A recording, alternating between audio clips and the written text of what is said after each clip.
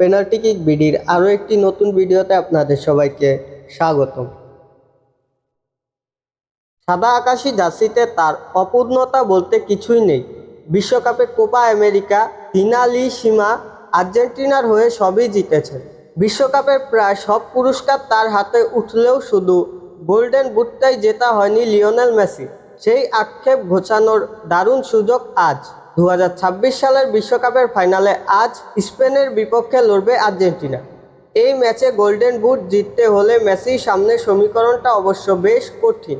মেসির জন্য ব্যাপারটা সহজই হতে পারে। একসময় গোল্ডেন বুটের অন্যতম প্রতিদ্বন্দ্বী কিলিয়ান এমবাপ্পের সমান গোল ছিল তার।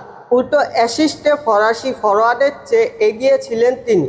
কিন্তু তৃতীয় স্থান নির্ধারণী ম্যাচে ইংল্যান্ডের বিপক্ষে জোড়া গোল ও একটি অ্যাসিস্ট করেছেন এমবাপ্পে।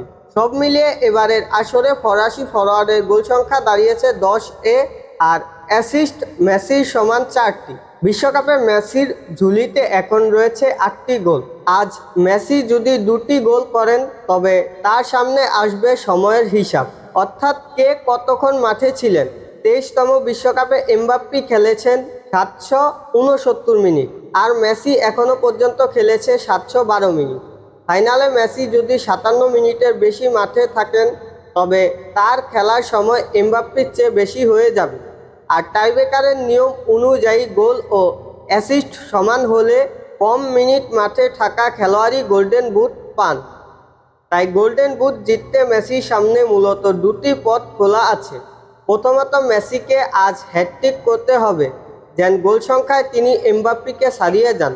দ্বিতীয়ত, তিনি 2টি গোল করার পাশাপাশি একটি অ্যাসিস্ট করতে পারেন।